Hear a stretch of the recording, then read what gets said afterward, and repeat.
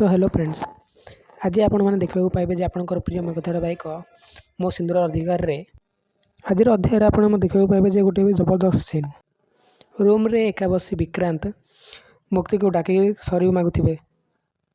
I am sorry मुक्ति, मो द्वारा बहुत बड़ भूल हो जाए, प्लीज मत क्षमा कर दियो।